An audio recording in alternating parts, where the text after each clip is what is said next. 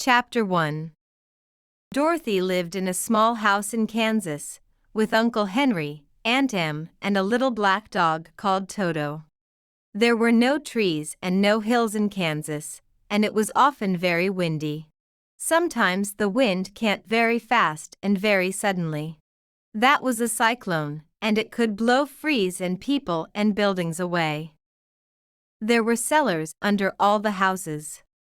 And when a cyclone can't, people went down into their cellars and stayed there. One day Uncle Henry camped out and looked up at the sky. Then he ran quickly back into the house.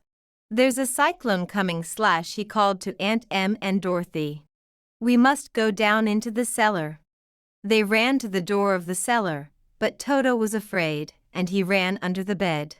Dorothy ran after him. "Quick!" shouted Aunt Em from the cellar. "Leave the dog and come down into the cellar." Dorothy picked up Toto and ran to the cellar door. But before she got there, the cyclone hit the house. And then a very strange thing happened. The house moved, and then it went slowly up, up, up into the sky. Aunt Em and Uncle Henry were down in the cellar under the ground, but the house, Dorothy, and Toto went up to the top of the cyclone. Dorothy looked through the open cellar door and saw hills and houses a long way down. She closed the cellar door quickly. The wind blew the house along for many hours.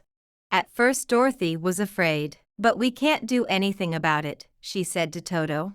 "So let's wait and see." And after 2 or 3 hours, she and Toto went to sleep.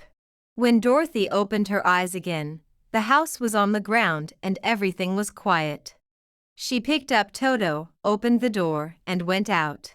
They saw tall trees and beautiful flowers, and little houses with blue doors.